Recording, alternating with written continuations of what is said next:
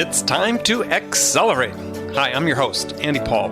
Join me as I host conversations with the leading experts in sales, marketing, sales automation, sales process, leadership, management, training, coaching, any resource that I believe to help you accelerate the growth of your sales, your business, and most importantly, you. Hey friends, this is Andy. This episode of Accelerate is brought to you by Kitedesk. Kitedesk is the all-in-one sales development platform that lets you manage all of your sales development activities, such as email, direct dial phone calls, and your daily to-dos, all in one place to open up conversations, book more qualified meetings, and really create predictable pipeline. Kitedesk Flow and Kitedesk Find allows us to find exactly the right people in the industries we're looking for, in the roles that we're looking for. That's Kitedesk customer Michael Orphis. Michael is head of sales at Stratified.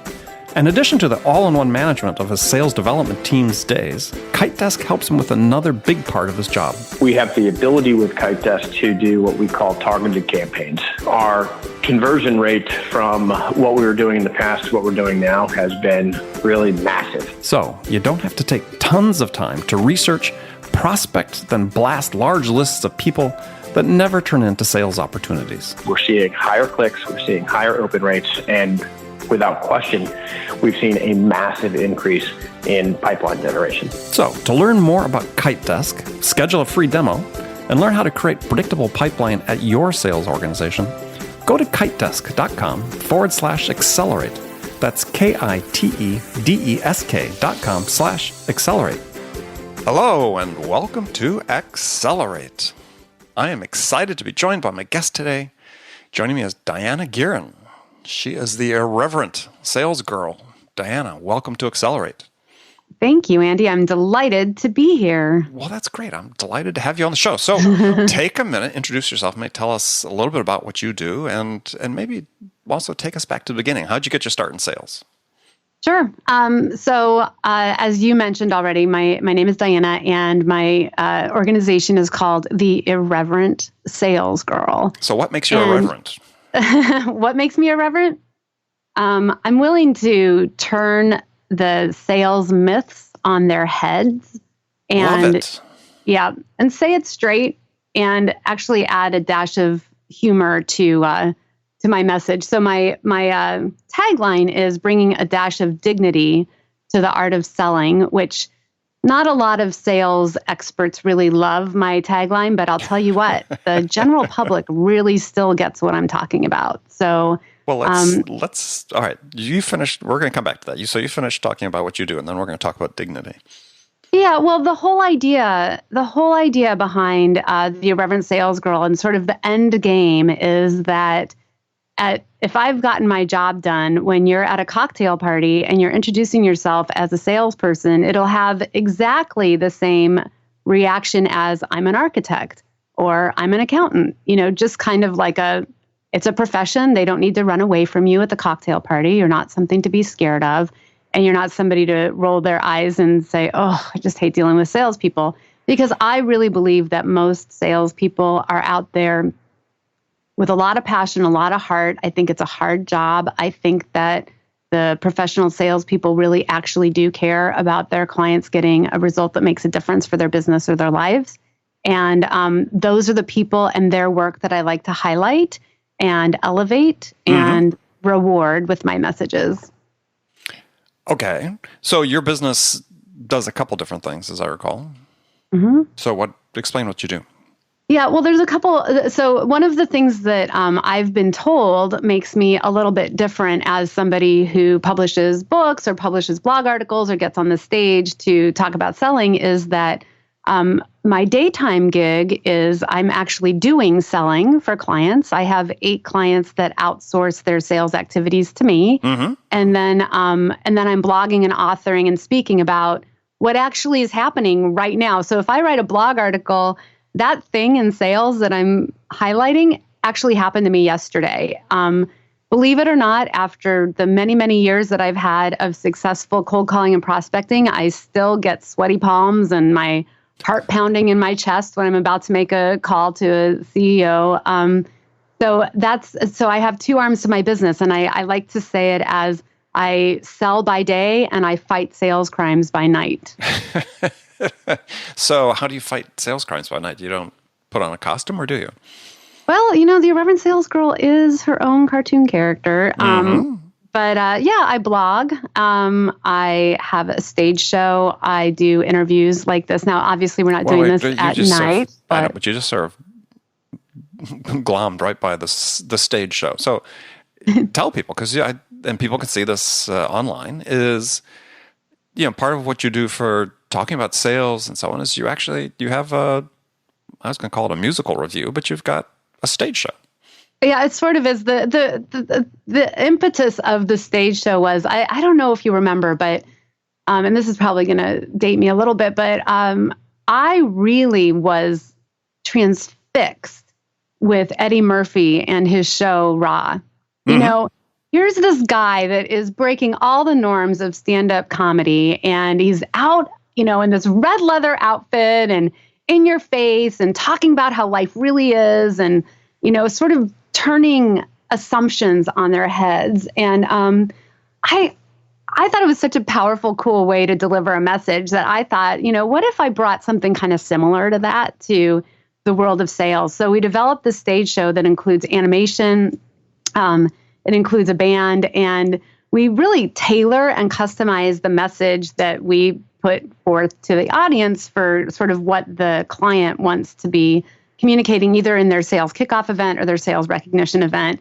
And, it incorporates music and different ideas that get supported by the music. And then, we get people up and moving around. And it all came from, somebody told me once that attending a sales conference was like wanting to chew his arm off. And I thought, I think we can do one better than that. I think that people deserve to be entertained. I think these people work hard. And I have found that people absorb a new concept much better through entertainment than almost any other kind of learning vehicle. So that's where the stage show came from. Excellent. Yeah, I encourage people to check it out online. So you said you like to stand sales myths on their head. So give us one or two big myths about sales that you've confronted that you're standing on their head. Yeah. Excuse me. So two of my favorites are, and I really love to get the audience going with this one, is don't chase the no. We're told over and over by sales trainers, it's a cool thing to never take no for an answer. But, the reality is, Andy, that we all remember that guy in high school who would not give up asking the girl to prom, and it ends in a restraining order. And I just really love to give salespeople the freedom to not have to chase that thing that they didn't get a yes to. One of my favorite quotes was from Tibor Shanto. Tibor, yeah. Tibor, thank you. Where his mentor said, he asked, well, what do I do if somebody says they're not interested? And his mentor says, go find someone who is. Well, yeah. I have that in one of my books, actually. It's not from him, but I had the same experience. It's funny. One of the real, I would say most controversial blogs I wrote a few years ago was titled "What to Do After the Prospect Says They're Not Interested," and that was sort of the message I had, which was, there's a test I give that you can sort of test to see whether they're ready or not, and sometimes no is just no, and the feedback I got is people said, no, just as you said. We train our people that when you get that no, that's when you really start selling. And I'm thinking, gosh, I'm a business owner. You're a business owner. When I say no, interestingly, I'm not lying. What I'm saying is no. Yeah. And we waste so much sales time as a profession. I agree. Chasing those opportunities that people just aren't interested. They're not ready. Go spend your time appropriately. Yeah. Now, you can get interested in the no, like, sure. I get it. Thank you. Can you give me some feedback why this doesn't work? Because that's important for me as I develop myself in my craft. And people love to help. But so that's one of mine. The other one that is really one of my favorites is I object to you overcoming my objections. And we have so many ways in sales training of the way that people talk about this, managing objections, overcoming objections, when frankly, when was the last time that you wanted someone to overcome your objection? You don't. You want people to listen to what you're saying. And as soon as you call it an objection, it puts you on opposite sides of the table from one another. And I truly believe, Andy, if somebody's giving me information about why they can't engage with me right now, or what's in the way of them doing business with me, that is gold. And it can be a conversation starter. And you could still argue that what I'm talking about is managing objections, but it's absolutely not. It is relating to another human as if they have something valuable to say, and you may or may not find a way to do business. And either way, you can have dignity in the conversation. Yeah. No, and back to the word dignity, which I think is a good word to add in there. I mean, to me, what I tell people, and I had this in my second book, is an objection is a question. That's all it is. It's a question. You're not there to manage it. You're there to answer it. I mean, the reason they're objecting is there's something they don't understand. That's your job as a salesperson. Right. Exactly. I mean, I'm concerned, I think this price may be too high. Well, that's a question. The question is, what is the value of this that you're proposing? What is the ROI going to be? Or, you just have to discern what the question is behind the objection, and then, phrase it back to them as a question. So I get it. I appreciate that. So, what I think what you're asking is this question is, how do we do this? Or, how can we give you the value or the ROI or whatever the situation is? And then answer the question. Then it takes it away from that whole, as you said, that whole management, overcoming, testosterone laden, we're just going to beat this objection to a pulp type thing. We are not going to battle every day to get you to submit to our will. We really are going to see if we can work something that's going to make your situation better. Yep, that's exactly right. That's funny. So I think people sort of keeping that perspective, then and I think that's a great one, because I agree. I mean, it's and sometimes objections are perfect reasons to disqualify prospects as well. Absolutely. And how great to move on. I mean, one of the things that I really love that you talk about is sales productivity. And it's not, how many times can I contact somebody after they've told me no? It's, how quickly can I get to the proper client with the proper yes? And that's productivity. It's not, how many times you've beat on somebody's head, but how many times you've put a business deal together. Yeah, I like to give the example of once just for the heck of it, I went to a Bentley dealership, because I liked this Bentley Continental, and sort of a friend of a friend who had a lot of money bought one for his wife. And I thought, well, that's interesting. I'll go check it out. Now, I drive up, and I forget what I was driving at the time, but I certainly wasn't driving a Bentley. And I'm sure the salesperson on the floor was very nice and very polished, saw what I drove up in, decided, quickly I wasn't a prospect. And there wasn't anything they could have done to have, overcome my objection about hey, this car, I can see you in this car, but I can't afford it. And sometimes, that's okay. It's okay. Sometimes something's too expensive for someone. Fine. Go find someone who it's not too expensive for. Exactly. My first manager said, sort of the old fish in the sea story, right? Lots of fish in the sea. And if there aren't enough fish in the sea, then you're selling the wrong product, or you're at the wrong company, or you're in the wrong business. And That's something that's interesting information for you to know quickly. Yeah. Well, I mean, you sort of talked about something sort of along a similar line, and you've got a book coming out about sales readiness. So explain what you mean by sales readiness. Yeah, well, so as with most of the things that I publish, I came across this valuable information by experience because, one of as I mentioned, the arm of my business called License to Sell, my clients rely on me to do their sales and prospecting for them, and they only pay me if I get them a result. So you can only imagine how many companies are interested in using the services of somebody who's going to do their selling and prospecting for them and only get paid if there's a result. So what I learned through this process of onboarding clients is of taking risk. What? Right? What you learned through the process of assuming risk, right? Well, for sure. Yeah, because you sell on a commission-only basis for the most part. That's exactly right. So what I learned is, not every company is sales ready. And I developed sort of a pro forma for myself to interview clients when they wanted to become a client. What are the things that we need to be able to check off to demonstrate that you're ready for my services to sell your product?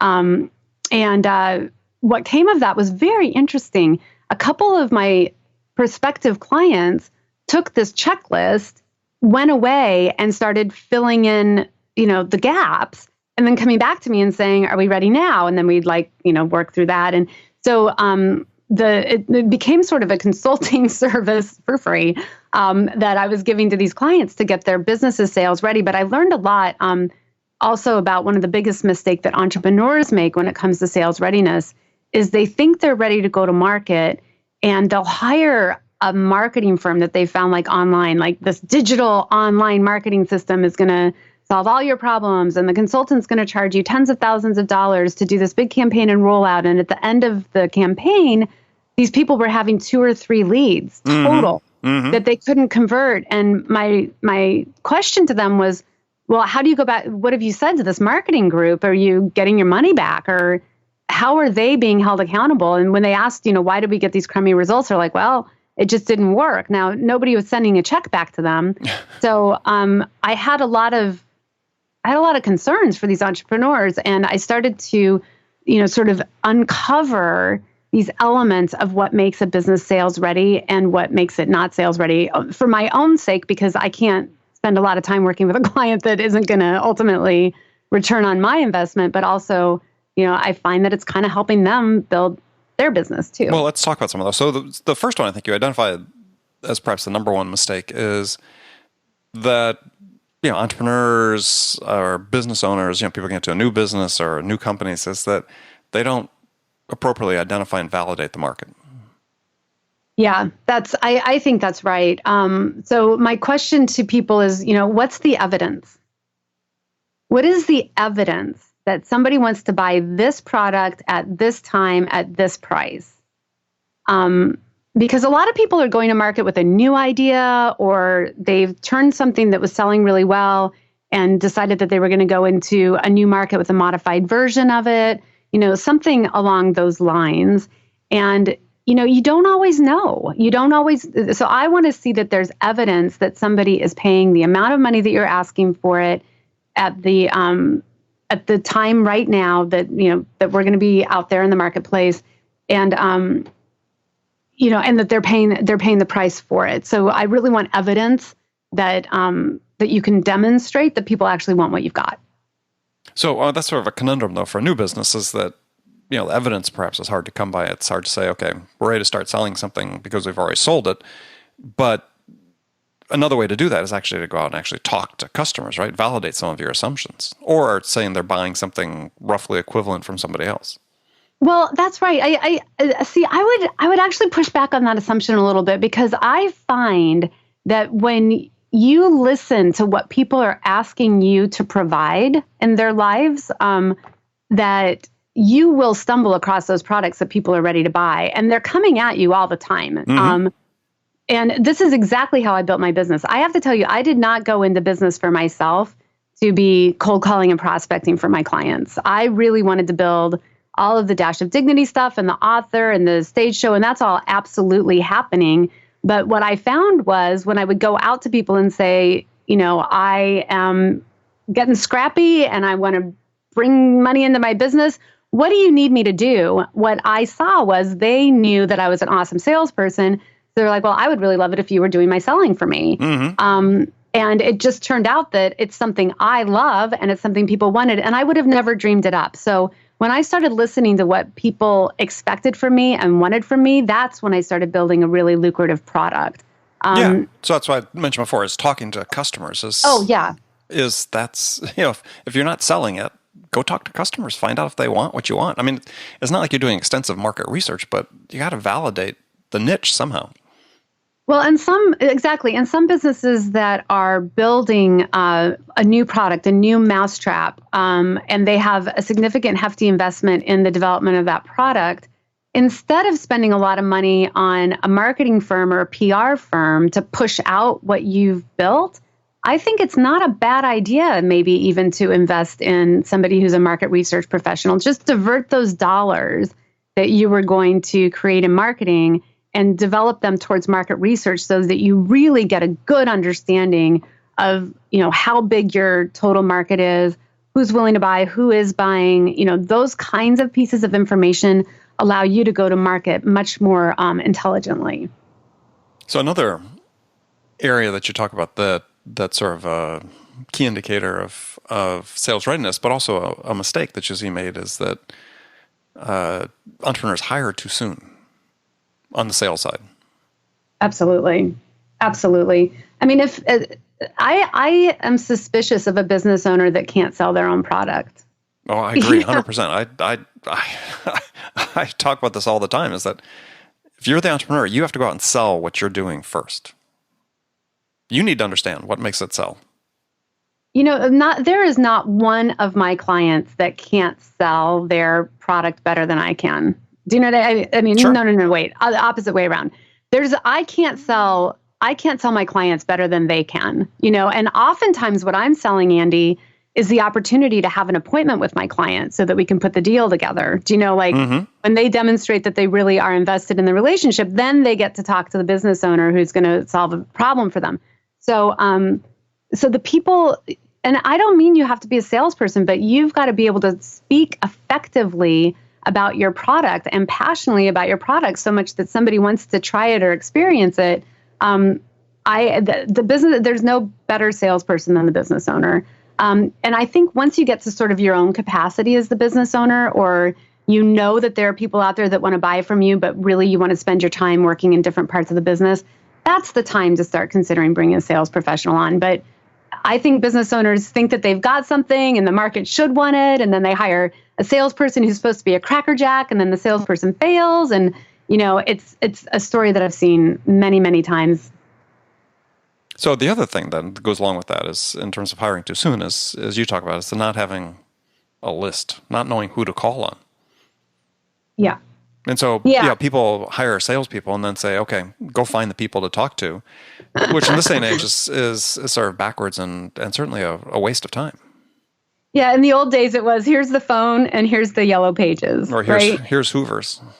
Exactly. That's not a list.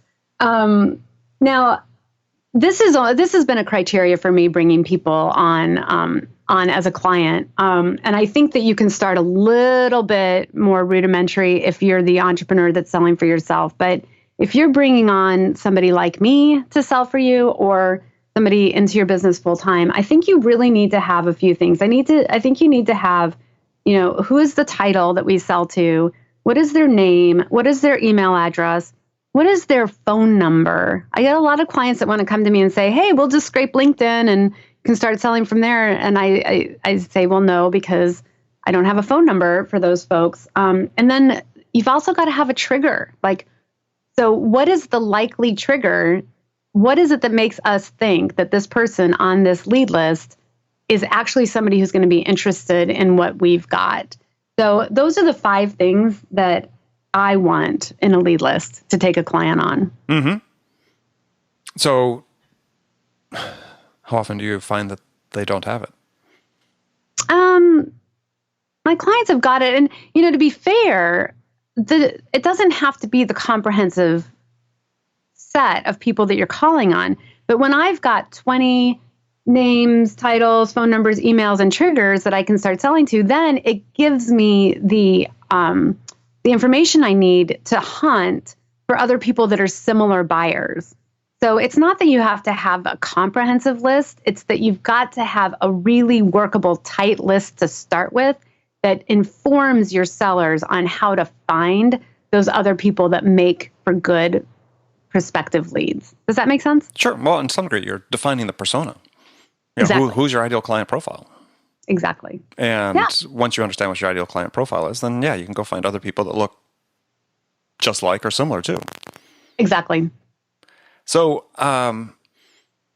you talk about, I guess we talked about this before, is that, got to be wary of entrepreneurs that can't express their own value proposition, which I find sort of interesting because to me it's sort of a chicken and egg, is that I've seen a lot of times with, entrepreneurs, small business CEOs, they've got a value proposition, then they hire salespeople, and salespeople can't sell it, and they modify it. They end up modifying it on the fly in the field, and then it's oftentimes very unsatisfactory because it's not right on point anymore.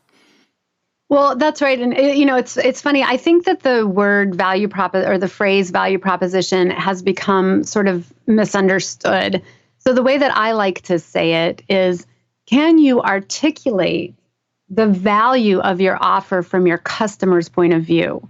And this is where people run into trouble, because I talk to a lot of business owners that say, well, the value proposition is that you get this feature, this feature, this feature, this feature, this feature, and this benefit, this benefit, this benefit, this benefit. And I'm like, well, no. My idea of how can you articulate the value from your customer's point of view is, what was happening in your customer's life or business before you showed up? What was the aha moment that made them realize that it was time to do business with you?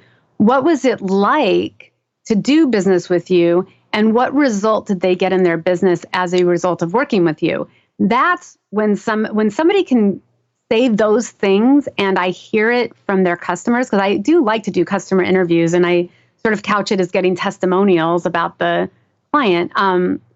Then I know we've got a value prop. But until then, I think a lot of business owners are hiring salespeople with a whole set of, the portfolio of benefits and features, but they can't articulate what was happening in that person's life, what made it obvious that they should do business with them, what was it like to do business with them, and what have they experienced as a result of doing business with them.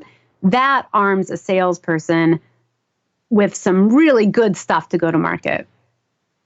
Well, let's talk about the aha moment, because I'm sort of fascinated by that whole topic, and I talk about it quite a bit actually, and when I give talks to groups and so on, is because I think, to me, the aha moment is that moment when the customer's made that emotional commitment to do business with you.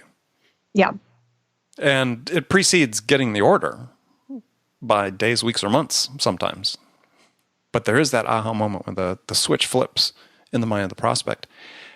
So, what do you think sort of makes that happen? I mean, I've got my opinions. I'll share mine after you give yours. Yeah, well, it's a complex issue. Do you know?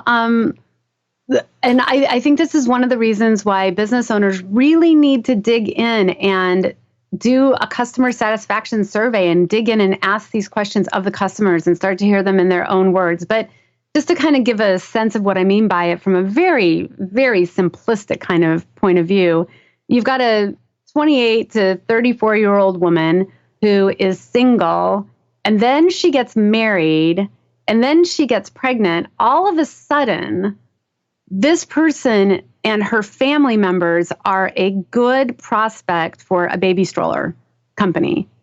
But all the time that she was single, all the time that she was just married, all of those times, she was not in the market. Mm-hmm. Do you know what I mean? So I could develop a buyer persona all day long about a 28 to 34-year-old woman, but then, who influences her about which kinds of strollers? So those are the things that I think that people really need to understand. And maybe in a more complex sales environment, I think one of the things that's been really brilliant about content marketing done well is that I do believe that people are doing their research more on the internet and digitally before they engage with a company.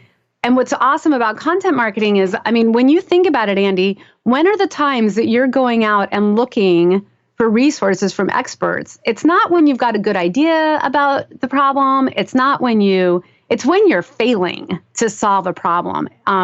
Maybe you're just a lifetime learner, and so you're always looking at resources. That wouldn't surprise me about you at all. But as somebody who's running a sales team or as somebody who's running an organization that needs to be selling product, I start looking for that kind of content when I'm in a bad spot. So I think that's what's so brilliant about content marketing is those people are raising their hands as a possible, possibly needing to have a conversation with you. Now, they may not be ready to buy. And then I think you also have to cherry pick based on your personas that you know about the right clients. You don't call on everybody.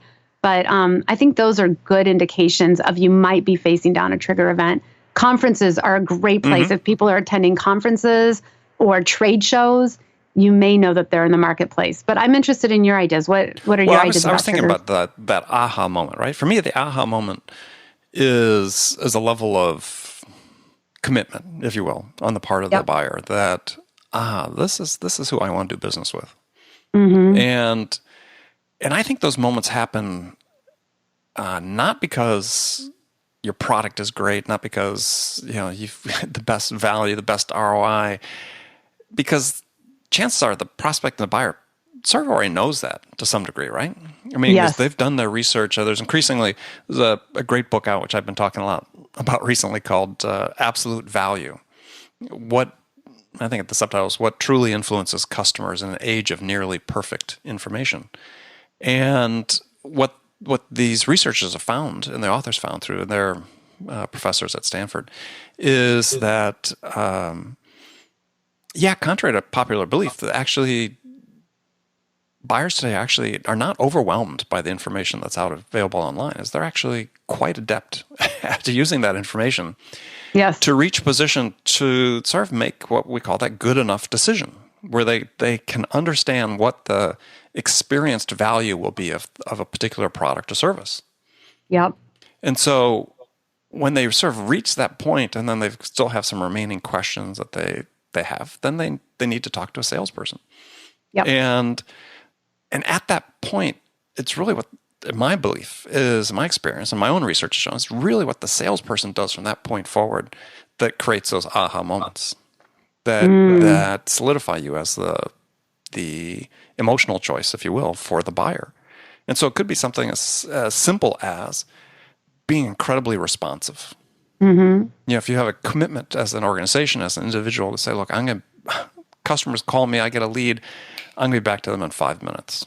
I'm going to follow up every phone call I get from a customer or a prospect within 10, 15 minutes. You prioritize that. It's those little things that start making the difference. So ask great questions, right? That's something that they can have a huge impact. So there's just, I think, a series of behaviors, or what I call sales habits, that put you over the finish line, if you will, with regard to those aha moments. It's like, because what people are doing, projecting. They're forming a perception of you, and then from that perception, they're projecting what it'd be like to work with you and your company as a customer. So it's that buying experience. To me, that buying experience is driven by just a few things that you can do as a sales individual to make a difference and to differentiate yourself from everybody else. I completely agree. Oh, good. Well, we can go home now. We're done. We're done. And we're done. And I think that's really where natural genius starts to come in. I think that some of our salespeople are sort of overtrained and behave like robots. And, the reality is when I get somebody on the phone who has expressed some kind of an interest, there's a particular way and a style that I have that is just so perfect to who I actually am. And I'm not talking about authenticity, but I'm talking about I'm a real human over here having a call with a real human over there. And frankly, Andy, you and I could be as effective with the same incoming lead, but the conversations would sound dramatically different because your natural genius is different from mine. And that's one thing I really encourage people to do is, play the scales. The scales are the scripts. The scales are the, holding yourself to a discipline of outreach and those kinds of things. But then let it wail. When you got somebody on the phone, let it wail. Well, there's no one, and that's, I agree. I think that one of the disservices that perhaps is done to newer people in the sales profession is we're certainly more scripted than we've been at any time in the past. And the impression people would take away from the script is there's only one path to success. Right. That somehow somebody has vetted these questions And these questions are the end all be all. And if I just say these things, and to your point, that's not the case. There's as many individuals, different individuals as there are in the world. There's as many different paths to success with a prospect. And you sort of said, you're not talking about being authentic, but I think authenticity is part of it. I mean, you develop your own style. Sure, absolutely. And it may be your own questions that you ask. Is you can't be afraid to venture off and try something new, because I guarantee there's questions you can ask that are way more effective than whatever's in your script, because that's what works for you. Exactly. Yeah, I was listening to some recorded calls that some SDRs had made, and they're from a very well-known company and very well trained. I know the guy that runs the sales team, but it's just painful listening to it. It's so awful. Because they were, I don't know if they felt honor bound to follow the script, or maybe they just weren't as curious as they needed to be, but they would ask a question and the prospect would answer, and then there'd be this pause while the person clearly is writing a note, and then they'd say, okay, and then they go to the next question that was on the script. And I'm sitting there going, oh my gosh, this person just opened the door for you. Are you going to go through the door, or are you going to completely ignore the fact the door is open? And they would ignore the fact the door is open and go to the next question on the script. Yeah. It's like, no. Yeah, well, I lay that at the feet of management often. Oh yeah.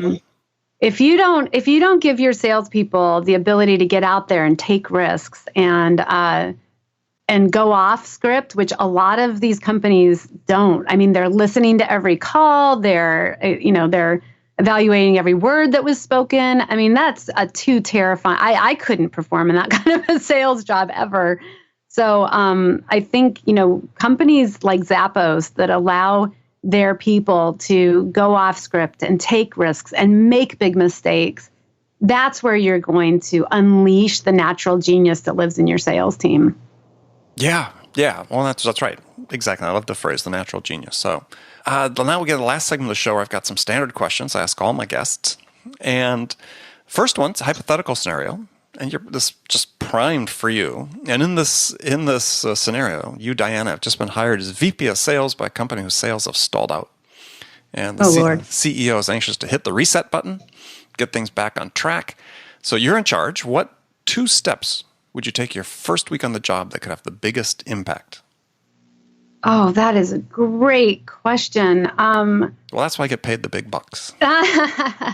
Well, to be fair, I have always been a really great salesperson and maybe not the best VP of sales. So sales management has not been my thing. But to kind of take a stab at those 2 things that I think are the most important, mm-hmm. I think first is most important to really understand, is the company that I'm working for sales ready? And what are the pieces that need to be filled in? So I'd kind of check off the boxes. Are we ready to take an order? And what I mean by that is, do we have statements of work? Do we have proposals, contracts? Like if somebody says yes, what action happens that actually completes the sale? And surprisingly, a lot of companies don't even have those pieces in place. No, not surprising at all. The second is, are we able to service an order? So if my salespeople are bringing in business, can we service it to the satisfaction of the customer that my salespeople have put forth in front of them? Because the fastest way to kill a sales team is to destroy the reputation that they've built with their customer by not delivering on the service. Mm-hmm. The third thing I'd ask is, what's the evidence in the marketplace that people are buying our at this price? And buying it today. So what's the evidence of that? And if you can give me some evidence of that, then we can start to really look at the value proposition, which in my words is, can you articulate the value of your offer from your customer's point of view? In other words, what was happening in their business or their life before they started doing business with you? What was the aha moment that made them see that it was time to do business with you? What was it like to do business with you? And then what was the result that got created in their business or their life because they did business with you? And when the company can share with me not a set of features and benefits, but this is what our clients say, and this is what they do, and this is where they are when they buy from us, then I know that we've got something that we're going to be able to train our salespeople in. And then the fifth thing that I would say is, okay, what's our lead list? Where's our database? Who are we calling on? Why are we calling on them? What's their name, title? Do we have phone numbers? The fastest way to kill a salesperson is to force them to find contact information and give them no tools to do it. Right. That will demoralize a person. So do we either have the tools to get that information or do we already have it? And then, start hiring the salespeople. And there are plenty of people who can give great advice about that. But those are the things I would have in place prior to building my team. Okay. All right. I like it. All right. So now some rapid fire questions. You can give me one-word answers or elaborate if you wish. So when you, Dianna, are out selling your services, what's your most powerful sales attribute? My sense of humor. Who's your sales role model? David Sandler. What's the one book besides any of your own that every salesperson should read? Besides my own. Oh, Lord. Fanatical Prospecting by Jeb Blunt. All right. Okay, last question for you then. This is a tough one. What music's on your playlist right now? Ambrosia, How Much I Feel. Got it. Okay. Good one. All right. Well, Dianna, it's been great talking to you. So tell folks how they can connect with you. Yep. The best place to find me and my favorite place is Facebook as the Irreverent Sales Girl. And that's spelled all with E's. There are no A's in Irreverent. Or you can find me on my website at www.isalesgirl.com. And that has all my connectivity information. Got it. Well, again, thanks for being on the show. And remember, friends, make it a part of your daily routine to deliberately learn something new to help you accelerate your success. An easy way to do that, take a minute, subscribe to this podcast, Accelerate. That way you won't miss any of my conversations with top business experts like my guest today, Dianna Geairn, who shared her expertise about how to accelerate the growth of your business. So thanks for joining me, and until next time, this is Andy Paul. Good selling, everyone. Thanks for listening to the show. If you like what you heard and want to make sure you don't miss any upcoming episodes, please subscribe to this podcast on iTunes or Stitcher.com. For more information about today's guest, visit my website at andypaul.com.